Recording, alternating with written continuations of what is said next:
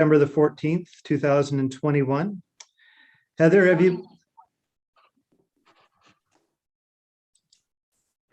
had the chance to take attendance? I have, and I don't see Councillor Gatward on yet, and I haven't heard any regrets, so I'm not sure.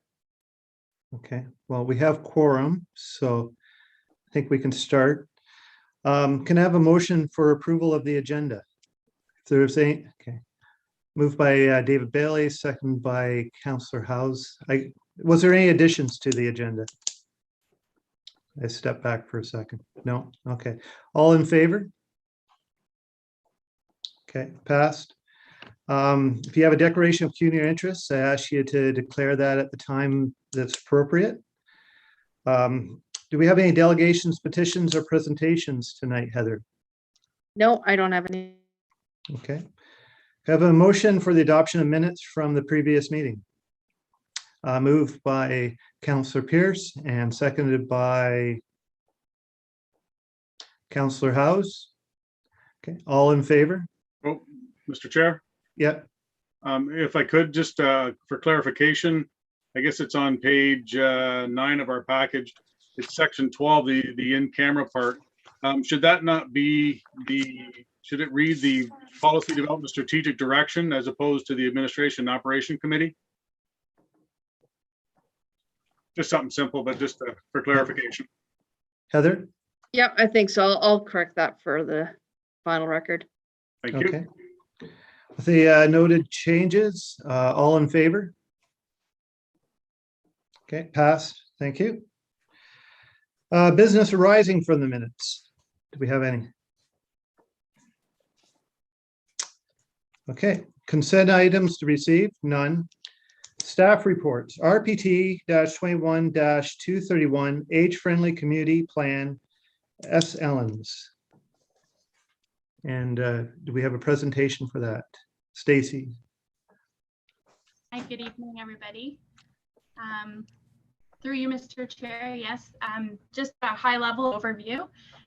The Age-Friendly Community Plan was a collaborative effort made possible through the Ontario Ministry for Seniors and Accessibility funding through the Seniors Community Grant Program.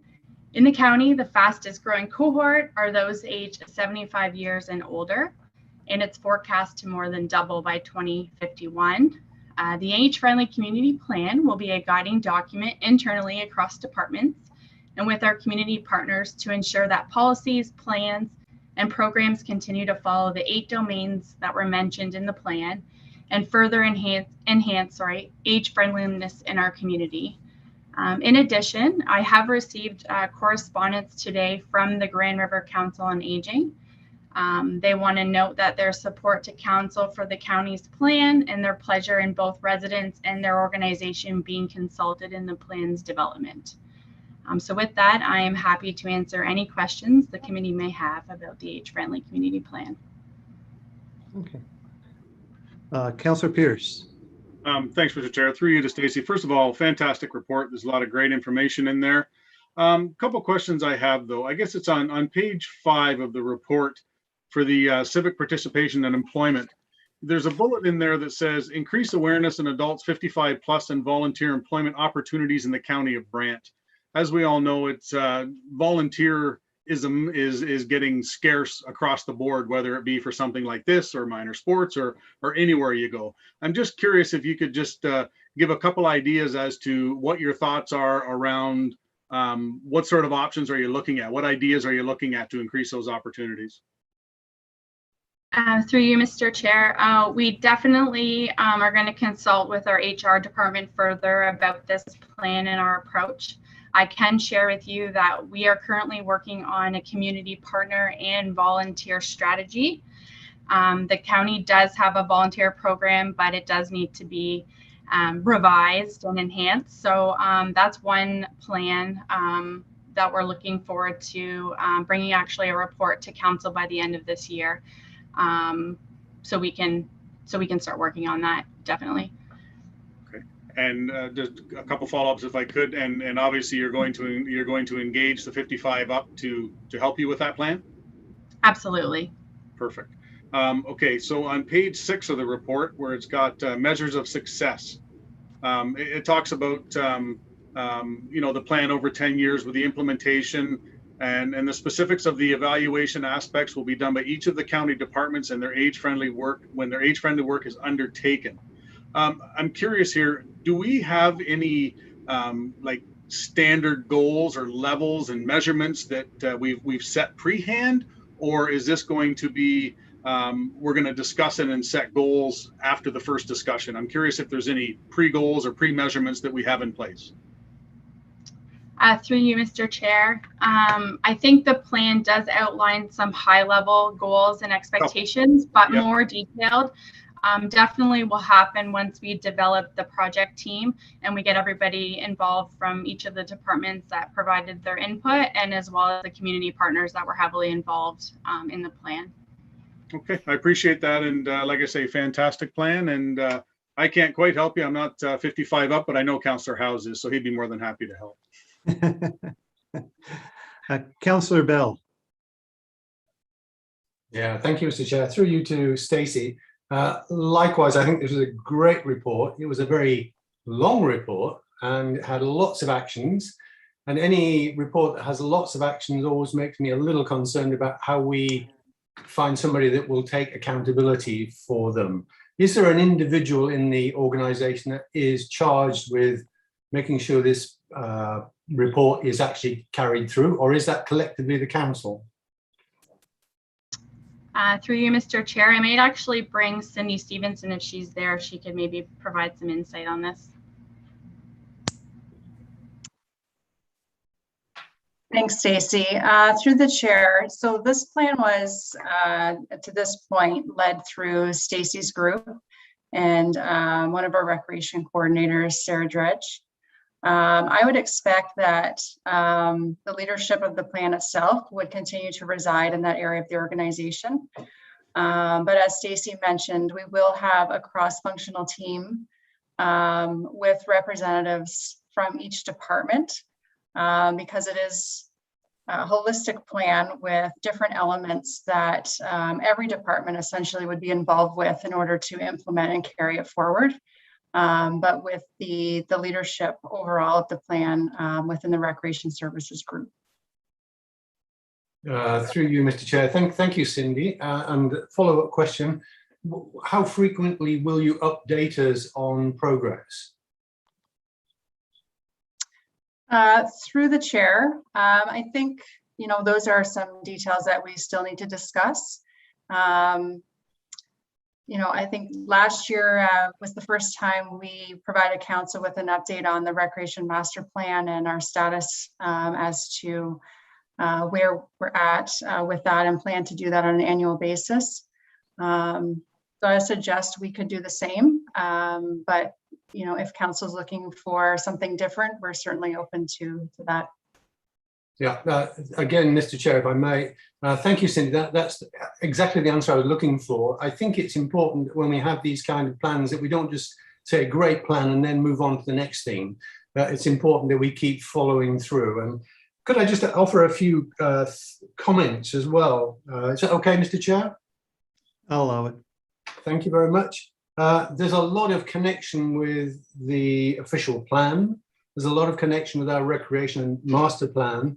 And that brings me to another question, which is regarding the seniors centre. And we've talked variously on many occasions about a seniors centre. We've never quite nailed it down. What can you tell us where we are in terms of nailing down where the seniors centre will be? Through the chair, I can respond to that. When we think that we're looking at the replacement for the Paris Lawn Bowling Club, one of the suggestions that came forward was to look at that as more of a multi-purpose facility. And the thought was, and I think still remains, that it could be a very good location for the senior center if we're able to move that project forward. I think that's been placed on hold due to a variety of factors, and will probably come forward again in the budget this year for consideration, as it has been deferred the last couple of budget cycles. There could potentially be other options as well. But that has been what we've been kind of looking at up to this point. Yeah, thank you, Cindy. Through the chair, it's time, I think, that we let the rubber hit the road on this one. I mean, we've talked, even in my short time on council, the senior centre has moved around quite a bit. And I think it's time that we actually gave an answer to our seniors and said, this is where it's going to be. I have one more final comment, if I may, and it relates to the surprise and disappointment I see in one of the survey results regarding Brant Transit. And it was so many people saying they have no opinion about Brant Transit, a very, very large number. And I just wonder whether we have to reflect on the model we have for Brant Transit, given that transportation is such an important part of the aging plan. And maybe tonight's not the time to discuss it, but we should bring that back and look at whether we have the right model. Thank you, Mr. Chair. Councillor Leverrier. Thank you so much, Mr. Chair. I just wanted to say that one thing, I think the report itself, the data is very representative, but so is the imagery and things of that nature. So I wanted to thank the communications department, whoever did that piece, for thinking in such a way. Seniors are an evolving group in our community and are very diverse, and that's represented here, which I think is of note. The other thing I wanted to mention was I was on the Grand River Council on Aging for many moons ago, I should say, when I was at the Grand River Community Health Center. And this is something they talked about a lot at that time. One of the things they did at that time, and they continue to do up until COVID, was help seniors connect with, plan for, and actually have days where they used Brantford public transit. And they haven't been able to do that with the timing of when Brant Transit, or formerly E-Ride, launched.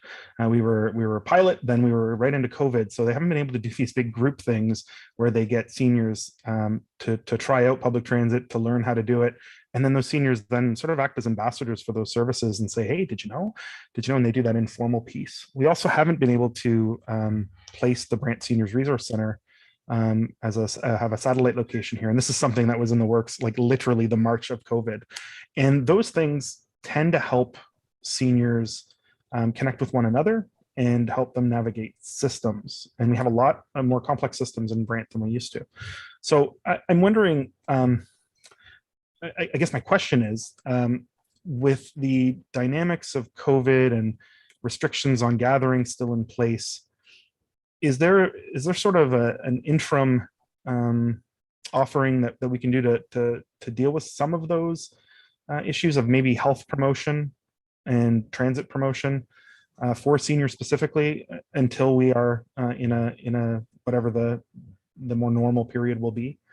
Like, has that been thought of in the plan in a way that we can deliver on? Sorry for the ramble. Okay, directed that to Cindy. Yes. Yeah, through the chair. I guess at this point, the plan is at the adoption stage. So we'll start to talk about more of the details on how things are going to be implemented if council does adopt the plan this evening or later this month through the council meeting. That is certainly something that we can take into consideration, noting that we are still within pandemic restrictions. But I think we could reopen that conversation with the Seniors Resource Center in Brantford to see whether or not there could be some potential in hosting something within Brant. As restrictions have eased, there's some new systems coming into place within meeting spaces to make things safer. So we can have a look at that probably in the near future. And if I may, Mr. Chair, and maybe this is more of a comment to council as a whole, but on that transit piece, and now may be a good time to try and reconnect with Ride Norfolk and Brantford about accessing routed transit on top of our Brant transit system, where we both can work complementarily, but service the county, and as we help to service those communities with our system as well. Maybe the time to reconsider, or maybe reconsider is the wrong word, but to reconnect with both those communities about that, especially with this report and also the score piece on interregional transit. I wonder if there might be some momentum on that, so we can have kind of smaller versions of both systems and have it be cost neutral. Thanks. Councillor Miller. Thank you, Mr. Chair. Just a quick comment, and just I want to respond to Councillor Bell too. One thing, reading the report, I was pleased to see the word "continue" quite often. It recognized a lot of the things that we were already doing for age-friendly behavior. So I was pleased to see that they recognize that, and I was pleased to see that we're on the right path with a lot of things. As far as transit goes, public transit, I remember when that committee was formed a few years ago. One of the things that they talked about was it takes about 4 to 5 years for the transit to be in service before you'll actually see significant behavioral changes. So the fact that a lot of people had no comments on it, I wouldn't be too concerned about that. It's still a young service. I think if it was running for 10 years and you've seen that, I'd be concerned. But no, like they said to us before, it takes about 4 to 5 years, or the length it takes from somebody to go from grade 9 to grade 12 before you actually see significant changes. So just thought I'd mention. Do we have any further comments? Councillor Chambers. Thanks, John. I just will make a couple comments and with regard to the report, and I'm impressed by the scope of the report. Quite often, when we think of seniors, we think of activity and card games and crokinole and those kind of things out here in the rural areas. But the report itself is quite comprehensive and very broad in scope, which I think is good, provided that, as I think Councillor Bell alluded to, that we follow up and make sure that our actions are recognized and fulfilled. So again, the scope of the report is broad enough that you can probably be lost and never seen again in what you want to do for seniors, but it's important that we recognize what we can and should do as we go forward. So it is important to have periodic and often updates just to reinforce the philosophy that we want to become an age-friendly community. And I guess those are my comments. And just to again reiterate what Councillor Laferriere has said with transportation and connection within communities, that's something that is new and evolving and important to seniors who are isolated, who do lose the opportunity to have driver's licenses and things like that. So we don't want the people in the rural areas to be isolated to the point where they cannot connect with the rest of the communities. And that's happened in the past, and we all can recall examples of that very thing. So let's move it forward. And the best way to move it forward is to have a continued presence and updates as we go along, and not just at budget time, but at all times. And I think we have the structure in the council, our governance system now that we can do that. And any last comments or questions? Okay. Well, it was an excellent report, and I appreciated all the work that went into it. It definitely shows the changing in our senior demographic. I really noticed this summer when I was out riding on the trails that probably over half the people were seniors, and it just shows you how active and energetic they are. So we have a recommendation that the County of Brant age-friendly plan be adopted. Do we have a mover and a seconder? Moved by Councillor Howes, and seconded by Councillor Coleman. Okay, all in favor? Those opposed, if any? Okay, passed. Thanks. Moving on to RPT-21-229, 2021, 224 Energy Conservation and Demand Management Plan by Walton and A. Crozier. Who would like to speak to that? Adam, you? Yeah, good evening, Mr. Chair. I don't have anything, a presentation planned or anything. Happy to answer any questions about it. Okay. Do we have any questions for our presenter? Councillor Leferrier? Yeah, just a quick one. This is on the reporting to the public. Just for those watching, I do get emails about this from time to time and calls. Can you just explain to the public how we will be reporting some of this? I see that we had 3 of the 4 goals met, but in the spirit of transparency, how can we report this to the public, and can we use large fonts and accessible website design, et cetera? Because that's something that has come up from 1 or 2 citizens. Certainly, through you, Mr. Chair. So on a routine basis, being annually, we have to report on the actual usage at these designated facilities.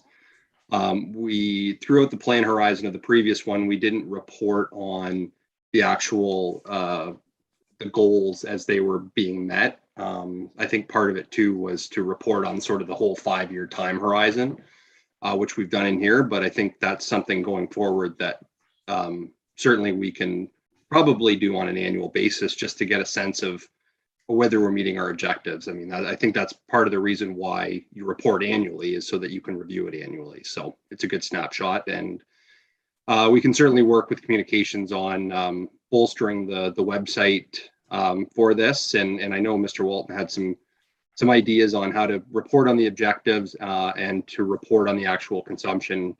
We're sort of required to put a template forward provided by the province, but that doesn't mean that we can't report that publicly in a different manner. So, Councillor Pierce. Thank you, Mr. Chair. A question and a comment, if I could. My question is for objective number 1. It says we did not achieve it, and that was to decrease the overall energy usage by 15% from a baseline by the end of the CDM plan. I'm curious, do we feel that this goal was not achieved just because of the growth within the county potentially wasn't accounted for when these numbers were set out, and then all of a sudden you get an extra 1,000 homes out there? Obviously the consumption is going to go up. I'm just curious of the discussions on that. Do we feel that that was the rationale for not hitting this goal, or was there other factors in there? Through you, Mr. Chair. Absolutely. I think in the Appendix 2, it's sort of a bottom line, but it reports on the per capita usage. Per capita usage did go down. Yep. Obviously, the objective was to reduce it by 15%, regardless of per capita rationale or not. So that's why it's indicated that it's not been achieved. But certainly with that caveat that, more growth, there's more usage at the water and wastewater plants, there's more usage of the rec facilities. In certain places, programming hours went up. There haven't been a lot of things where usage has gone down. So certainly the use of energy, it's a constant, right? I mean, as you grow, you're going to ultimately use more energy. You hope to mix in more renewable energy, I guess, so that you're not producing greenhouse gas emissions. But as we grow, that is something that I'll have to be cognizant in facility design, is you're still going to ultimately use energy. You just got to figure out how to use it efficiently. Yep, and I thank you for that. I just wanted the public to hear that, because when they see they did not achieve, I think they're going to stop right there. But there is an explanation behind it, so I appreciate that. And one comment, if I could, and I know I got a lot of questions, I'm sure others did too. When we were replacing all the street lights, why are you doing that? It doesn't make sense. Well, this report absolutely hits that right on the head when you think that we reduced by 1.2 million kilowatts by replacing those lights. And that's fantastic. I was supportive when we did it, and this is it's coming to fruition now. And this is going to be on a yearly basis, as the report said. So I just wanted to for those that didn't read the whole report in the public, that is part of the rationale for that change of lights. And you can see right there that it's paying dividends already. So thank you very much. Councillor Bell. Yeah, thank you, Mr. Chair. Adam, I thought it was a very good report, some great statistics in there. And to take John Pierce's commentary, I think the public ought to expect that our energy usage is just going to continue to grow. we are going to have more water, more waste, more recreational use. It will grow. Can we be more efficient? Absolutely. And I think one of the things I want to bring onto the table is that we are in a wonderfully good position having a company called BME. And BME have worked to make such an impact to our energy utilization and energy supply. And I think we have a huge opportunity to go big. Brooke Hayward has looked at least conceptually at a 10 megawatt solar system, and that would generate more power than today we currently use in a year. And whilst we can nibble away at the edges with all kinds of good things, and I don't knock any of them, they're all great in their own way, but we have a chance to go both big and small. And I hope that in the not too distant future, we can bring forward from BME a proposal for a substantial renewable energy project that will actually just demolish the issue of our energy usage. We will be at the top of the table, no matter which metric you want to use. And I would say, keep this space open. It is going to come. And today I was down at Port Burwell, and you just need to look around and see, everywhere you can see windmills producing energy. We have not even gone into that space yet. We're just looking at the solar space. There's so much more we can do, and it's actually profitable to the county. It means that we can re-inject money back into our community and save on our energy usage at the same time. So keep these reports coming, Adam. Let's keep an open mind about new and different ways of tackling the problem. Thank you. Councillor Miller. Thank you, Mr. Chair. 4 rambling questions, if I could.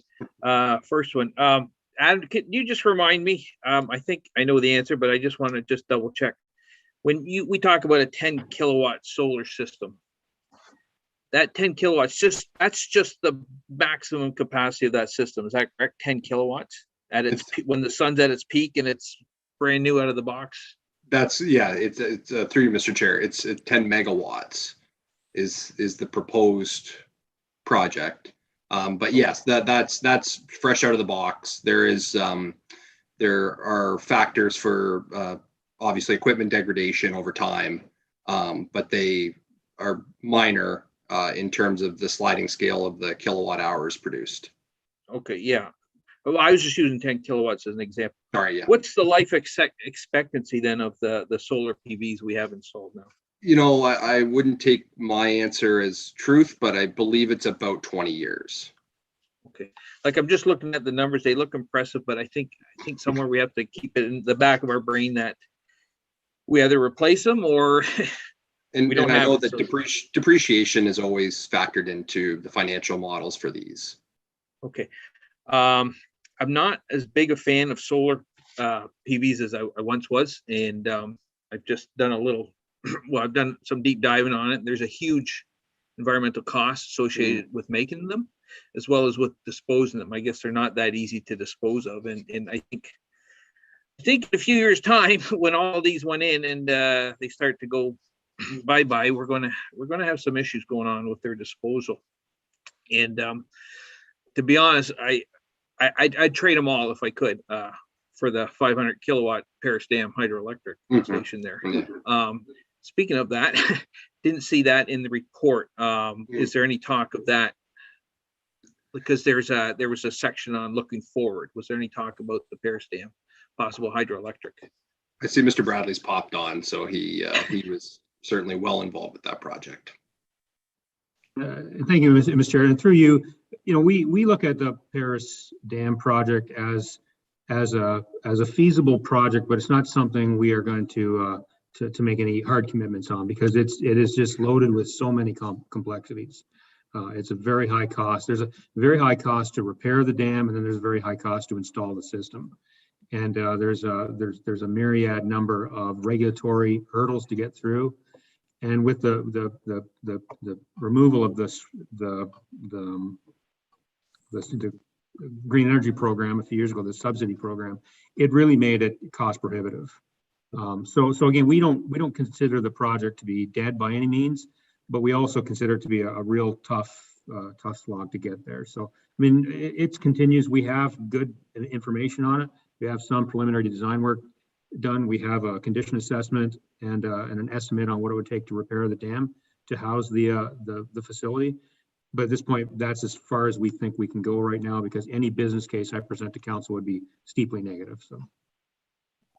Okay, I'm going to have to do that comparison, because I'd be interested to know the equivalent of solar panels that could be. I'm very well aware, as Mayor Bailey and I sat in on a meeting with the Minister of Energy trying to get them to reverse that to no avail. So no, I appreciate. I understand, Michael, that it's extremely difficult, but I really think it'd be worth it. Last rambling question then. Again, looking forward, in Councillor Pierce, you mentioned the lights, and the lights are great. I think we're kind of, as you move forward, it gets tougher. I think you're picking the low hanging fruit. So we got to kind of be a little more creative. And there was talk of geothermal, like solar panels. I'm not a big fan of geothermal. They talked about some of the limitations in the report. You know, you need a good site, and all that has to work with it. And there's some issues with it. So what I would ask, and I didn't see mention of it, was air source heat pumps. They're a lot more flexible. They have a coefficient of performance of 4 or better. I should say coefficient of performance is if you put 1 unit of energy in, you get 4 out in heat units. So I thought air source heat pumps might be something you guys should look at least. At least it should be on the radar anyways. I would certainly be putting that in well before I went to geothermal. So anyways, that's my question / rambling. So thank you, Mr. Chair. Okay, thank you. Okay. Do we have any further questions for Adam? Okay. Well, we have a motion that that the 21-24 Energy Conservation Demand Management Plan be adopted. Oh, Councillor Pierce, you're muted. Sorry, I had to find the unmute button. No, I was just going to make the motion. I believe it's as written. I'll make the move. Okay, and we have a seconder. Councillor Wheat. Okay, all in favor? Any opposed? Okay, passed. Thank you very much, Adam, for an excellent report. And we have a report as well, 21-236, County Workplace Proof of COVID-19 Vaccination Policy by Michael Bradley. If you would like to report that, Michael. Thank you, Mr. Chair. I don't have any specific presentation. This is a for information report. This is an administrative policy. We implement these all the time, and it's certainly through the COVID-19 experience, we've implemented a number of administrative policies to manage the workforce during a pandemic. The reason I gave council just an update on this is because I do know there's some email and social media traffic about this. It's a topic of, as I mentioned in my report, it's an important topic that's going on in our country right now, and I wanted to let council know what had been done here at the county at a staff level. So I'm happy to answer any questions. Do we have any questions? Councillor Bell. Yeah, thank you, Mr. Chair. Through to Michael. Michael, thank you for doing this. It's something that was in discussion at the Board of Health some weeks ago. I actually wrote to the Premier and recommended that on behalf of the board that we support the vaccination passport program and that we introduce vaccination policies throughout our county. So I'm glad to see that we are stepping up and developing it. I support the proposal you're making. I do have a question about the timeline. When will this actually take effect? So through you, Mr. Chair. So the policy has been implemented already. It was implemented last week. And with paramedic services and recreation programs, I believe it was implemented the week before, as per the ministry directives. Obviously, there's a time gap between when the policy is implemented and we can receive all of the proof of vaccinations or other materials. And so that's going to happen over the course of the remainder of the month. And so we would anticipate that by the end of this month, we would have a full understanding of the status of our workplace and in terms of employees who are vaccinated, as well as the testing program would be fully up and running. A follow-up question, if I may, Mr. Chair. If you like, the out from having been vaccinated is to be tested. Can you give us examples of where you see higher testing frequency for our staff that aren't vaccinated? Sure, Mr. Chair. So as an example, staff members who have a significant amount of contact with the public or work in more confined environments, constrained area, square footage environments, things like that. Staff who work with children, the paramedic services, for instance, they would be tested more frequently. Staff who don't have those, maybe just work in an office or can easily socially distance and keep themselves mostly isolated from coworkers, would be tested less frequently. Our HR group is going to work through that on basically a kind of group by group basis, because we do know that one size fits all isn't going to work in this case. We want to do something that works for the employees and is fair and also make sure that our workplace is safe. Thank you, Mr. Chair. One final comment. We're having the same debate in the Board of Health with the health unit itself. Just as a data point, 95% of all the staff of the health unit are fully vaccinated. Okay. Councillor Ferrier and then Councillor Pierce. Yeah, just a quick note, and Michael, through you, Mr. Chair, to Michael, I know that wasn't an exhaustive list, but I just want to make sure that staff who interact regularly with seniors and with healthcare would be on that list that you brought up of likely to have more frequent testing based on the vulnerabilities of the population in regards to COVID. Mr. I would agree with that. Again, it wasn't a comprehensive list. It was just some examples. Okay. Yeah, thank you. Councillor Pierce. Thank you, Mr. Chair. Through you to Michael. Michael, just quick question for curiosity's sake here. As we know, there's a decent portion of our staff are unionized. I'm just wondering, has there been any pushback or any comments from the union as to the plan here? Thank you, Mr. Chair. I'd be hesitant to answer that question in open session. I can say that I have met with our shop steward and discussed the policy, and I did that prior to its implementation. And we have process that will deal with any issues. So. Okay, thank you. I'll leave it at that. Thank you. Councillor Chambers. Thanks, John. Again, through you to Michael. It might just be me, but it would seem that as I travel throughout here and there, there's a certain amount of complacency now. When the pandemic first was in its initial stages, people were very vigilant in such things as using disinfectants and social distancing and all that kind of stuff.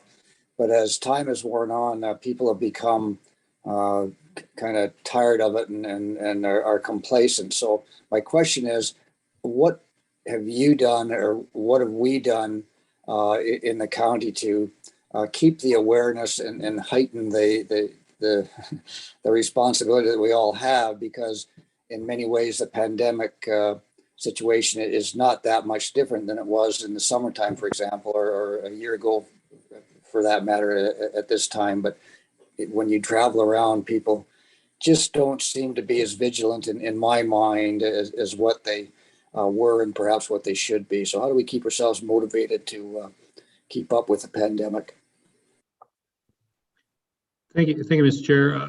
That's a great question, and I mean, it is certainly. I would agree with that, and I think a lot of people would agree with that. That it's our community and our province and country are becoming complacent. It's challenging to do something that's not easy for 18 months, and it gets tiring. So, what we're doing here at the county, we continue to have signage posted at our workplaces, at our public facilities, reminding people what they're required to do. we politely remind people when they they aren't following the guidelines. Our communications department and our emergency operations committee met earlier today. I was going to note that in my my CAO's update. We continue to release regular messaging through our social media channels. The Mayor Bailey continues to work with our communications group, and he has a regular COVID message that he releases to the community. And the uptake and the receipt of those messages continue to be very positive. So we're continuing to do those things. It's not easy. I think we're all tired of it. I think all of us can agree with that. So we'll just continue to do those things. We'll look for new opportunities. And at the staff level, we're continuing to be vigilant. And I think this policy proves that. We're watching what's going on in the space. We're listening to what public health is saying, and we're adapting our workplace as we need to. And we'll continue to bring, as required, continue to bring items towards council when it involves the public for your consideration. So hopefully that addresses the question. Councillor Miller. Okay, thank you, Mr. Chair. Yeah, I guess to Michael, I mean, it's an evolving situation. We're always learning. And if you did this policy next year or last year, we might be looking at a different policy. What I got a question for you, and I'm just wondering if the issue of natural acquired immunity ever came up. And I'll give you an example. Spectrum Health in Michigan, they run a bunch of hospitals, and they have the same thing that you have before us this evening, and that's you need proof of COVID-19 vaccinations. And if you can't for medical reasons, you got to go through testing, yada yada yada.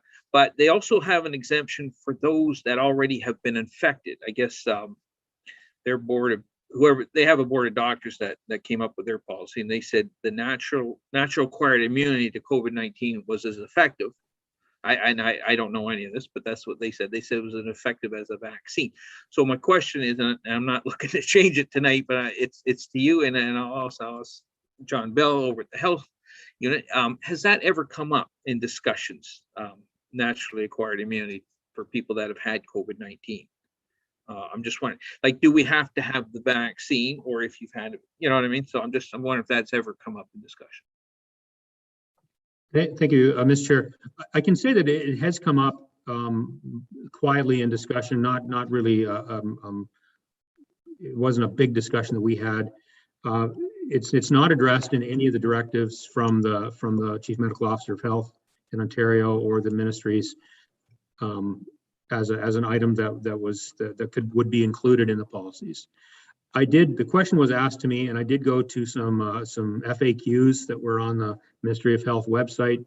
And the FAQ, as I recall, said, if I have had COVID-19, does that mean I don't need to get vaccinated? And the answer, as I recall, to the FAQ was, no, you should still be vaccinated.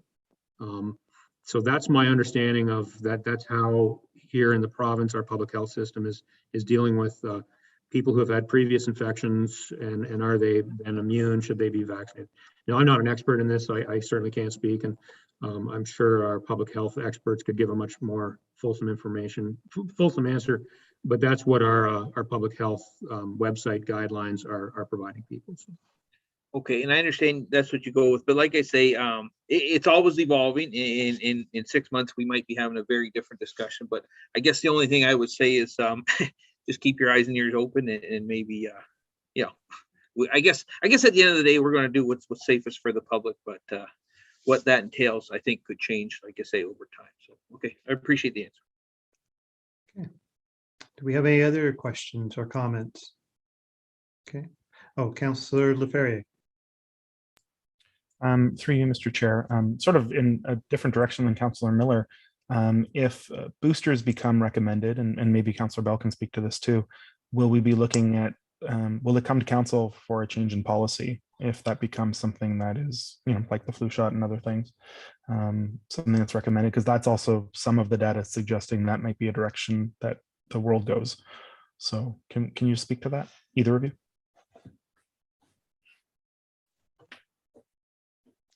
Yeah, through you, Mr. Chair. I can't give a definitive answer, Mark. I can refer to other countries, the UK has just indicated that it will give booster injections to people aged over 50. We have already given 750 booster injections to immunocompromised elderly people. So it could gravitate in that direction. And I think if it does, we'll need to reflect on that. Just a comment to Councillor Miller about whether if you've already had COVID, are you effectively protected against it? The medical guidance, as Michael has said, from our public health department is no, you should still get your COVID shot. Part of the reasoning behind that is that the virus itself is evolving. So the virus you might have had a year ago is not necessarily the virus that is currently in circulation. And you may well not be appropriately protected through having had COVID in the past against current versions of the virus. And that's what the vaccine actually helps you with. Through you, Mr. Chair, can I just get the answer about if it has to come to council from Michael about boosters, if that becomes a recommendation from the health unit, et cetera, if it's something that staff want to put into policy? Yeah, through you, Mr. Chair. No, like this is an administrative policy. The nice thing about administrative policies, we update them as new information becomes available. So, you know, and I think as has been indicated, this is very quickly evolving information, quickly evolving system in our world, and so we'll evolve our policy as we need to. And if I think that council needs an update on it, I'll certainly bring an update to council. But I think I just wanted to let council know, based that we had implemented this in our workplace. There is some questions coming from the community. Are we going to do this? A lot of other workplaces are doing it as well. And I just wanted to let council know that we had acted on this, and then you can assure your constituents. Thanks for the clarity. Appreciate it. Is there any further questions? Okay. So we have a recommendation that we receive the report. Do we have a mover? Moved by Councillor Wheat, second by Mayor Bailey. So all in favor? Any opposed? Okay, pass. Okay, communications. Do we have any, Heather? No, I don't have any communications. Okay, so Chief Administration Officer's update. Michael? Thank you, Mr. Chair, and good evening. I just got a few small items to update you on. As I mentioned, I think when in the dialogue of the last report, our EOC committee, our EOC group, our Emergency Operations Center group met this morning. We're meeting on a monthly basis right now. We are very much in a holding pattern.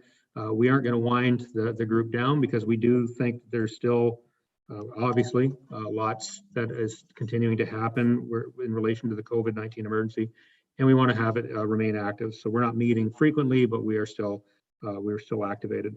And our emergency declaration remains in place. We did discuss that this morning as well, and our advice to Mayor Bailey is that we leave the declaration in place given the current atmosphere around the COVID-19 emergency. I talked a little bit about the county's proof of vaccination policy, which was just the past report. But something that we're also working on, and very hastily right now, is the evolving vaccine passports for public spaces, which was brought forward by the Premier, I think on September 3rd, I believe. It was a couple weeks ago. The regulations for that just came out today, and we have until next Wednesday to put those regulations in place. Our workplaces, some of our facilities will fall into that, which means that people will have to provide a vaccine proof of vaccination to access those. So I don't have a lot of details on it. Again, just the regulations just came out today, and so we are very ambitiously trying to figure out what we're going to have to do to implement the provincial direction in our areas. So I just want council to know that we are on that, but right now we don't really have all the answers. So I met with the treasurer today, and she just wanted me to let council know that we are running a bit late on financial statements for 2020 this year. We would normally have them done as we get into summer, but just it's been a pretty chaotic year, and she's had some staffing turnover. as well as our auditors. They're still struggling to do this work in a virtual environment. So you will see statements in the October cycle. And I think generally you'll also see our surplus report in the October cycle as well. So we are a bit behind on that. Last thing I just wanted to mention, you'll recall that Ms. Hewitt, our General Manager of Corporate Services, retired earlier this year. She's still doing some contract work for us and helps us out a lot because there's lots on the go here. But I will be posting that position later this month. And because I think it's time, I'd like to have that position filled for the new year. So in order to meet that timeline, I'm going to release the posting for that later this month, and we'll be moving through the interview process this month. So I just want to let council know you'll see that posting come out probably sometime in the next week or so. That's my update, Mr. Chair. I'm happy to answer any questions. Do we have any questions? Councillor Bell. Yeah, thank you, Mr. Chair. Through you, Michael. A very strategic question. You and I and the Mayor have talked about washrooms downtown in Paris. Do we have any update on the plans for that? Certainly, Mr. Chair. I can give you a high-level update, and you'll see more information on this. So the matter of a washroom in downtown Paris has been on the books and discussed for a number of years, and we do have a high tourist population down there and a lot of after-hours activities. So I have worked with the architect that's doing the health hub. He gave me a little bit of time, and we've designed a washroom building that would butt onto the council chambers. And we've actually put that out for tender because we'd like to see what it's going to cost. So we think it would be a good solution rather than one of the other solutions, probably having washrooms inside one of our buildings opened up and having to deal with the after-hours traffic and things like that. So you will, that tender is going to close later this month. Whether I can get it through this month's committee cycle as an award or not, I'm not sure, but we are on that. So that's council's decision whether they want to award that or not. But we do certainly, we've heard it repeatedly from the BIA down here, from citizens. We get citizens walking into our offices all the time looking for washrooms. We have the one washroom in the Paris office, but it's only open during business hours. So, but I would suggest that you'll see a report from me with probably an award sometime shortly, and that's probably a time where we can have a bigger discussion on that. Thank you. Okay. Do we have any other further questions? Okay, well, thank you very much, Michael.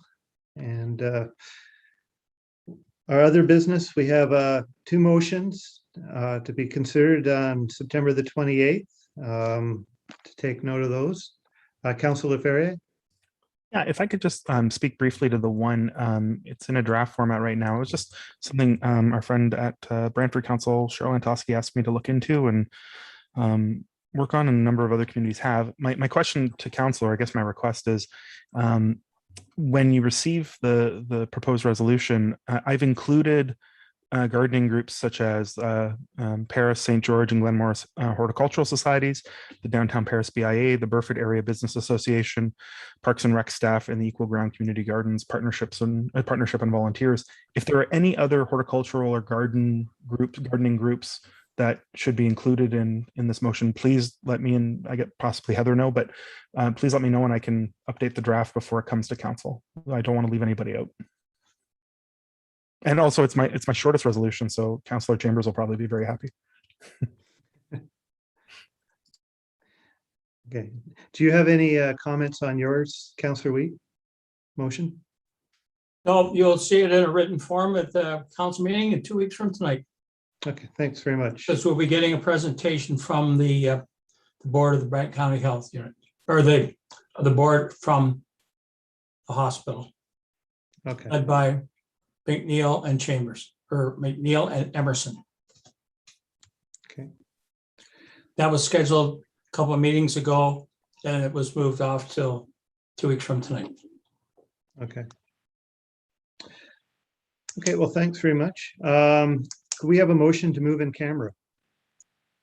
Moved by Councillor Coleman and second by Councillor House. Okay, all in favor? Okay. We will move into camera as soon as Heather puts us there.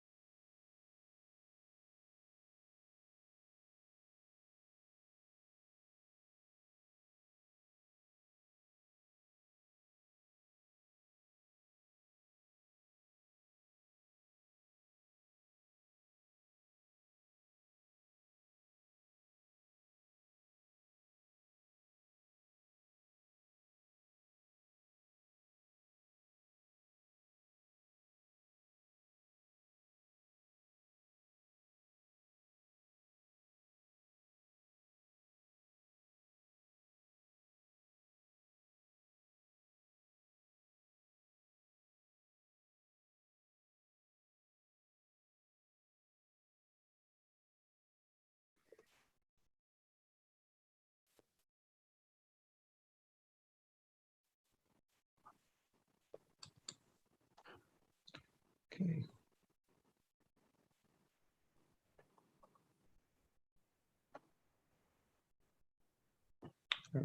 Just trying to, we're missing David.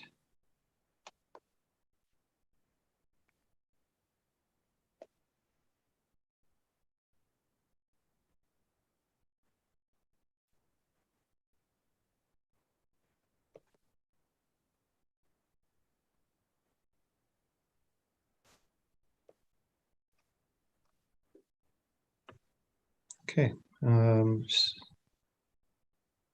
Just a And- minute, it's another 5 seconds and then I'll be back.